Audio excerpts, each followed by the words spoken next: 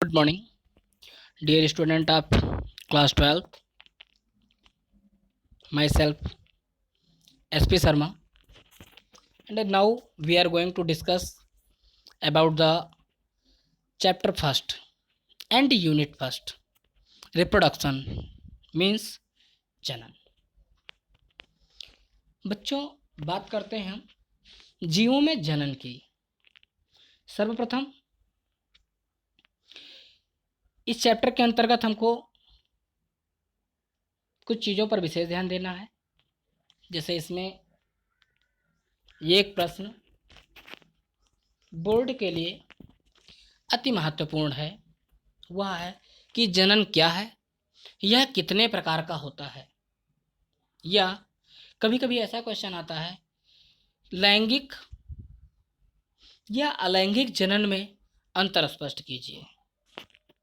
अतः बच्चों, हम सभी इस चैप्टर को भी विशेष तौर से ध्यान दें।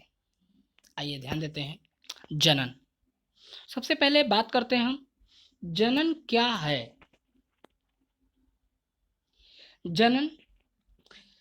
जनन एक ऐसी प्रक्रिया है जिसके अंतर्गत सभी जीव अपने समान एक नए जीव की उत्पत्ति करते हैं। अब अपने समान उत्पत्ति करने से क्या आशय है?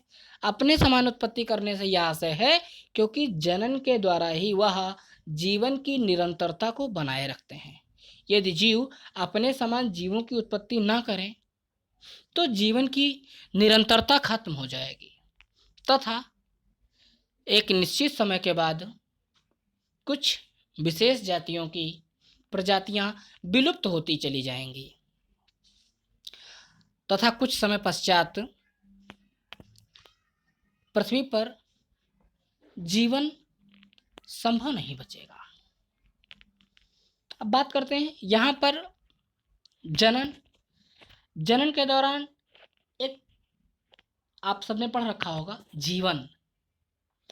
जीवन का मतलब जनन के दौरान किसी भी जीव या प्राणी का जन्म होता है तथा एक निश्चित समय के बाद उसकी मृत्यु हो जाती है। और यह निश्चित समय अर्थात जीवन की परिभाषा को यदि हम कहें तो जन्म लेने के पश्चात तथा मृत्यु से पहले का समय या मृत्यु तक का समय जीवन काल कहलाता है। यदि हम बात करें बच्चों जनन की विधियां, जनन की मुख्य रूप से दो विधियां होती हैं। फर्स्ट, अलैंगिक जनन एसेक्सुअल रिप्रोडक्शन, या लैंगिक जनन सेक्सुअल रिप्रोडक्शन। बच्चों, कुछ किताबों के अनुसार अलैंगिक जनन की एक विधि कायिक जनन या वेजिटेटिव रिप्रोडक्शन को जनन का एक अलग भाग माना गया है। बच्चों, हम बात करना स्टार्ट करते हैं अलैंगिक जनन की। अलैंगिक जनन यह जनन का एक सामान्य प्रकार है जिसमें केवल एक ही जीव या जनक भाग लेता है, अर्थात इसमें माता एवं पिता दोनों की आवश्यकता नहीं होती है। इसमें कोई एक, चाहे वो मेल प्लांट हो या फीमेल प्लांट, वह स्वयं ही अपना संतान उत्पन्न कर सकते हैं तथा यह अपने समान ही संतान उत्पन्न करते हैं। इनके दौरान उत्पन्न हुई संतान में सभी आनुवंशिक लक्षण समान ही होते हैं तथा इनसे उत्पन्न जातियों को हम क्लोन कहते हैं। अब हम बात करें सामान्य दृष्टि से लैंगिक जनन की। लैंगिक जनन वह जनन जिसके अंतर्गत दो जनकों की आवश्यकता होती है। दो जनकों में एक का नर अर्थात मेल तथा दूसरे का मादा अर्थात फीमेल होना आवश्यक है। लैंगिक जनन की प्रक्रिया के दौरान पहले युग्मक बनते हैं युग्मक अर्थात गैमीट्स, यह अयुग्मित होते हैं अर्थात अगुणित होते हैं, और यह जब शरीर में प्रवेश करते हैं तो मेल गैमीट तथा फीमेल गैमीट मिलकर एक द्विगुणित संरचना अर्थात जाइगोट का निर्माण करते हैं, जिसके दौरान या जिससे नए जीव की उत्पत्ति होती है, जिसे हम लैंगिक जनन से उत्पन्न हुई संतान कहते हैं। इसमें उत्पन्न हुई संतान माता पिता के बिल्कुल समान नहीं होती, इनमें कुछ अंतर भी पाया जाता है, और उपस्थित यह अंतर माता पिता से उनके आनुवंशिक लक्षणों में तो समान रूप से मिलता है, किंतु उनका बाह्य दृश्य कुछ हद तक समान या विपरीत भी हो सकता है। विपरीत कहने का आशय बिल्कुल समान ना हो। कुछ हम बात करें सिंगल इंडिविजुअल रिप्रोडक्शन की, अलैंगिक जनन को एकल जीव जनन भी कहते हैं, क्योंकि इस प्रक्रिया में केवल एक ही जीव भाग लेता है, अर्थात इसे एकल जीव जनन कहते हैं। एकल जीव जनन की कुछ विधियां हैं, विधियों के बारे में हम बात करें या कहने का आशय अलैंगिक जनन के कुछ भाग हैं, जिनकी हम बात करें तो सर्वप्रथम इसमें आया हुआ है द्विविभाजन या बाइनरी फिजन, बीजाणु जनन या स्पोरोलेशन, मुकुलन, बर्डिंग, कलिका, जिम्यूल, खंडीभवन, फ्रेगमेंटेशन, पुनरुद्भवन, रीजनरेशन। अब हम बात करना स्टार्ट करते हैं द्विविभाजन क्या होता है। द्विविभाजन यह जनन की एक ऐसी विधि है जिसमें जीव अपने आप को दो बराबर भागों में तोड़ देता है तथा प्रत्येक भाग एक नए जीव के रूप में उत्पन्न हो जाता है, जिसे कहते हैं हम द्विविभाजन। यह जनन यूग्लिना, अमीबा आदि में होता है। नेक्स्ट बात करें हम बीजाणु जनन की। बीजाणु जनन, इस जनन में जीवों में बीजाणु बनते हैं या पादपों में बीजाणु बनते हैं, जैसे कवक एवं शैवाल में, और उन बीजाणुओं के द्वारा नए जीवों का निर्माण होता है। नेक्स्ट मुकुलन। मुकुलन जैसा नाम से लग रहा है बर्ड मतलब मुकुल, कहने का आशय यह है कि यदि कभी किसी जीव में एक उभार उत्पन्न हो जाए तथा वह उभार कुछ समय पश्चात मैच्योर होकर टूटकर अलग हो जाए, उस उभार को हम मुकुल कहते हैं, तथा यह जब टूटकर अलग हो जाता है तो यह एक नए जीव की उत्पत्ति करता है, जिसे हम मुकुलन कहते हैं। नेक्स्ट जिम्यूल फॉर्मेशन या कलिका के द्वारा जनन। कभी कभी पौधे की पत्ती या तने के अग्रभाग पर कुछ बहुकोशिकीय एवं हरे रंग की रचनाएं निकलती हैं, जिन्हें कलिका कहते हैं, तथा प्रत्येक कलिका मुख्य पौधे से जब भी अलग होती है वह अंकुरण के द्वारा एक नए जीव का जनन करती है, जैसे फ्यूनेरिया। नेक्स्ट बात करें हम खंडीभवन फ्रेगमेंटेशन। यह जनन भी बिल्कुल बाइनरी फिजन की तरह होता है, अर्थात द्विविभाजन की तरह होता है, किंतु इसमें जीव स्वयं को दो भागों में न तोड़कर कई भागों में तोड़ देता है, और यह सभी भाग कुछ समय पश्चात मैच्योर होकर एक नए जीव के रूप में उत्पन्न हो जाते हैं, जैसे शैवाल, कुछ शैवाल, स्पाइरोगाइरा, यूलोथ्रिक्स आदि। नेक्स्ट हम बात करें पुनरुद्भवन रीजनरेशन। रीजनरेशन अर्थात कभी कुछ ऐसे जीव होते हैं जिनके कुछ भाग टूटकर सड़कर गिर जाते हैं, और यह जब गिर जाते हैं तो वहाँ पर वह भाग पुनः रीजनरेट हो जाता है या पुनः उग आता है। ऐसे को हम कहते हैं रीजनरेशन अर्थात पुनरुत्थान। इसके द्वारा अलैंगिक जनन होता है। अब पौधों में कायिक जनन, कायिक जनन यह भी अलैंगिक जनन का एक प्रकार है। जैसा कि मैंने अभी आपको बताया कि कुछ किताबों में इसको अलग प्रक्रिया भी दी गई है, लेकिन इसको भी हम देखते हैं। कायिक जनन अर्थात जब कभी कोई पौधा या किसी पौधे का कायिक भाग, कायिक का मतलब वह भाग जिसे हम छू सकते हैं, अर्थात जड़, तना, पत्ती, पुष्प, इन सब के द्वारा यदि कभी जनन होता है तो हम उसे कायिक जनन कहते हैं। यह दो प्रकार का होता है, प्राकृतिक कायिक जनन एवं कृत्रिम कायिक जनन। प्राकृतिक कायिक जनन, प्राकृतिक यह प्रक्रिया प्रकृति में मिलती है तथा प्रकृति के द्वारा कोई भी जीव अपने कायिक भागों के द्वारा एक नए पौधे का निर्माण करता है, जिसे हम कायिक जनन कहते हैं। इसमें सबसे पहले हम बात करते हैं, कुछ भूमिगत तने होते हैं जिनके द्वारा जनन होता है।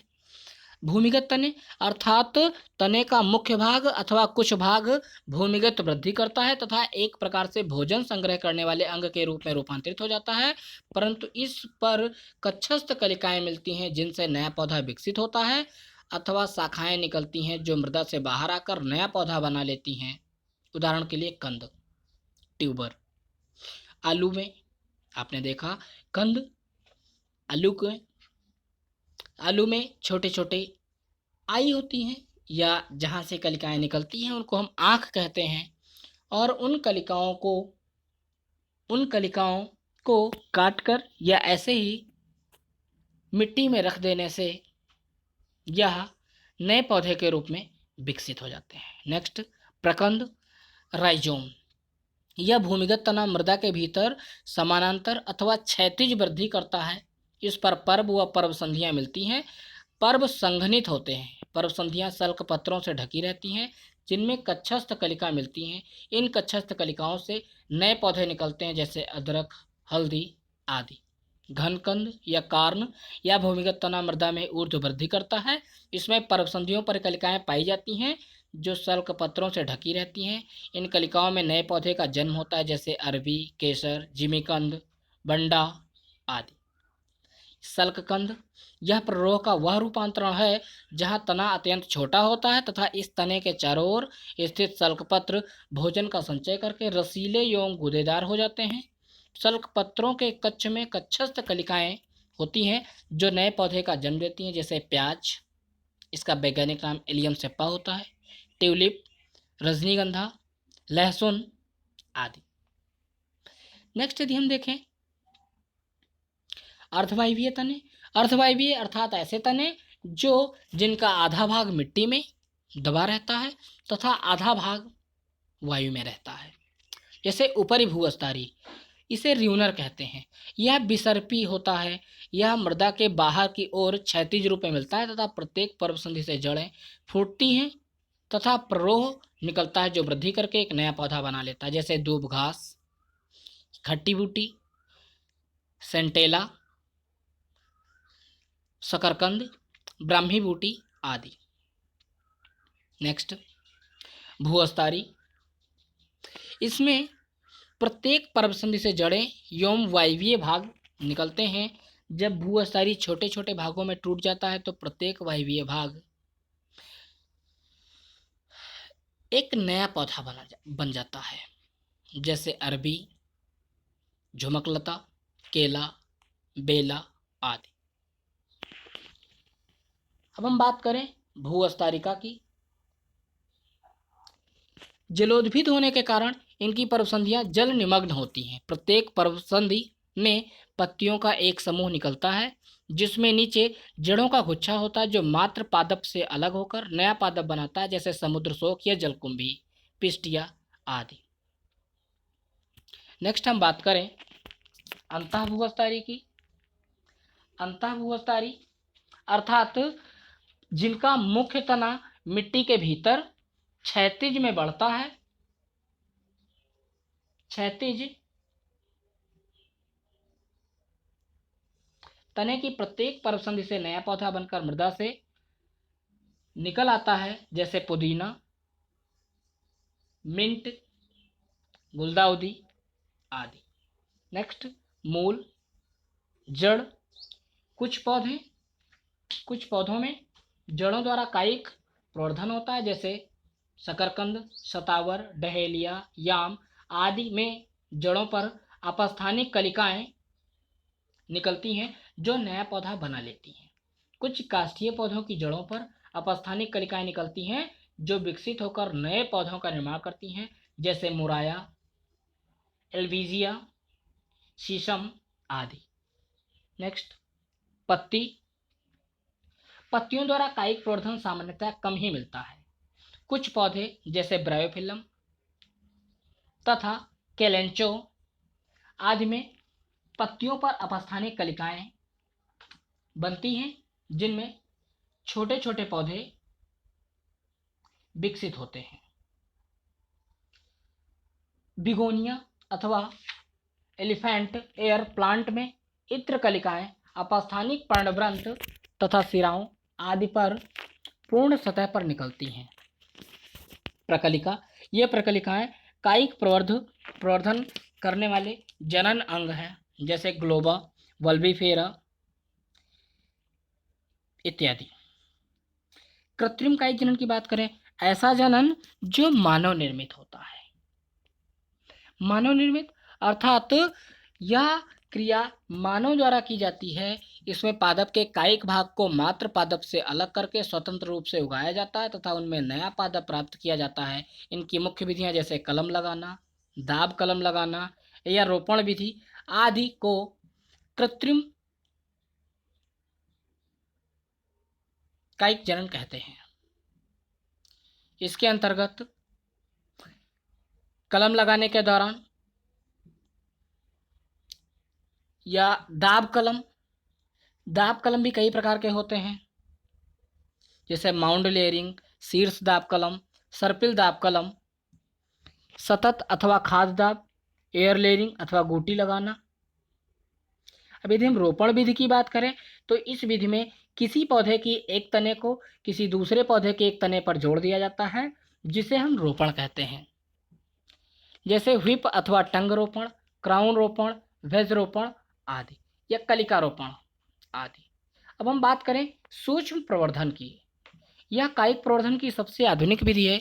इस विधि में मात्र पौधे के थोड़े से ऊतक में हजारों की संख्या में पादपों को प्राप्त किया जा सकता है। यह विधि ऊतक तथा कोशिका संवर्धन तकनीकी पर आधारित है। इस विधि में जिस पौधे से प्रवर्धन करना होता है उसके भी किसी भाग से ऊतक का छोटा भाग अलग कर दिया जाता है।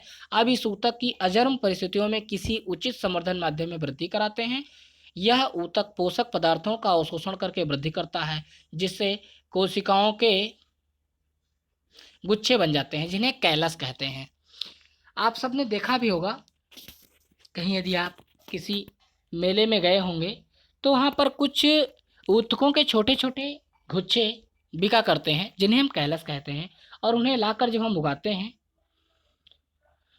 तो वह बहुत जल्द ही एक निश्चित पादप के रूप में विकसित हो जाते हैं। जैसे यहाँ पर स्ट्रक्चर दिखाया गया है प्लांट टिश्यू कल्चर का, जहाँ कि किसी भी पादप का एक ऊतक लिया गया, उसका ग्रो कराया गया, वह कैलस बन गया, उसे हम रखे रहते हैं और जब कभी हमें उसे उगाना होता है हम उसे उगा देते हैं। कायिक प्रवर्धन का आर्थिक महत्व, यह प्रवर्धन का आर्थिक महत्व कई हैं। सबसे पहला, यह प्रवर्धन की सस्ती व आसान विधि है। इसमें वृद्धि तीव्रता से होती है। इसमें उपस्थित फल जल्द ही प्राप्त होने लगते हैं तथा इसमें एक ही वर्ष में फल आने लगते हैं। योम केला, अनानास, गुलाब, अंगूर आदि पौधों में इनके द्वारा जब उगाया जाता है तो इसमें बीज नहीं उत्पन्न होते हैं, अर्थात बीज रहित पौधों को उत्पन्न करने की यह एकमात्र तकनीकी है। इस विधि द्वारा उत्पन्न पौधे रोग रहित होते हैं, अर्थात इनसे उत्पन्न पौधों में रोग नहीं होता है। अब हम लैंगिक जनन की बात करें, जैसा कि आप जानते हैं इस जनन में नर तथा मादा युग्मकों की आवश्यकता होती है तथा ऐसे जीव जो एक लिंगी होते हैं, एक लिंगी जैसे मनुष्य या पादपों में भी कुछ प्रजातियां होती हैं जिनके द्वारा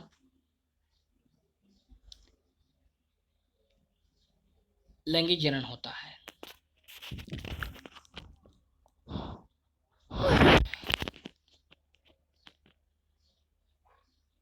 अब लैंगिक जनन की घटनाओं की यदि हम बात करें तो लैंगिक जनन के प्रमुख रूप से 3 घटनाएं होती हैं। सबसे पहले युग्मकों का बनना, इस प्रक्रिया को हम निषेचन पूर्व घटनाएं, दूसरा निषेचन एवं निषेचन अर्थात जाइगोट का बनना एवं जाइगोट बनने के पश्चात उससे एक संपूर्ण जीव का बनना, यह निषेचन पश्च घटनाएं कहलाती हैं। सबसे पहले यदि हम बात करें निषेचन पूर्व घटनाओं की,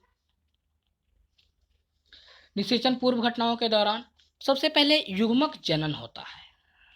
आप जानते हैं हमारे पूरे शरीर में 2 प्रकार की कोशिकाएं पाई जाती हैं। फर्स्ट, एक को सोमैटिक कोशिकाएं कहते हैं या सोमैटिक सेल, जो हमारी पूरी बॉडी में पाई जाती है। And the second one sex cell, यह केवल गोनेट्स में पाई जाती हैं या लिंगों का निर्धारण करती हैं। तो इनमें ही युग्मकों का निर्माण होता है। यदि मेल में युग्मक का निर्माण होगा तो उसे स्पर्म तथा फीमेल में युग्मकों के निर्माण को ओवम कहते हैं और यह प्रक्रिया अत्यंत महत्वपूर्ण होती है। इस प्रक्रिया को हम गैमेटोजेनेसिस कहते हैं। गैमेटोजेनेसिस को यदि हम डिवाइड करें तो यह 2 प्रकार की होती है। स्पर्म या शुक्राणु के बनने की प्रक्रिया को स्पर्मेटोजेनेसिस तथा ओवम या ओवा के बनने की प्रक्रिया को oogenesis कहते हैं। इसमें कोशिकाएं बनती हैं एवं उपस्थित कोशिकाएं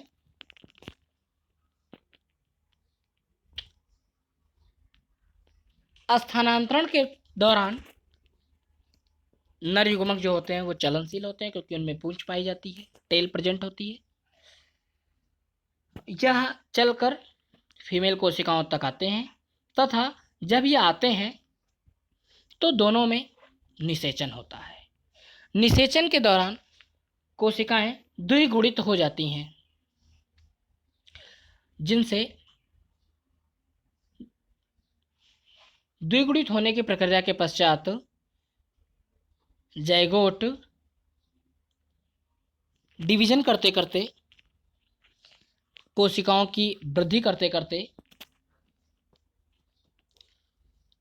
मारुला, ब्लास्टुला, गैस्टुला आदि का निर्माण करने के बाद एक संपूर्ण जीव का निर्माण करता है।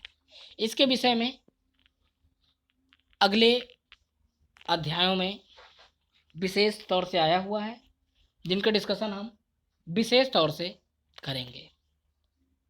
अब यदि हम बात करें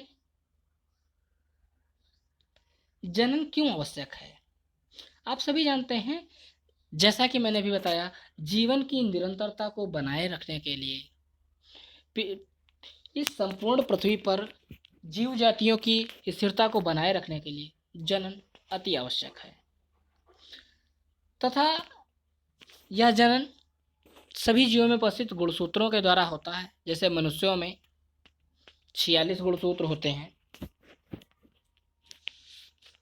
और इनके युग्मक बनने पर इनकी संख्या 23 अर्थात 23 हो जाती है। चूहों में गुणसूत्रों की संख्या 42, घरेलू मक्खी में 12, कुत्तों में गुणसूत्रों की संख्या 78 तथा बिल्ली में 38 होती है।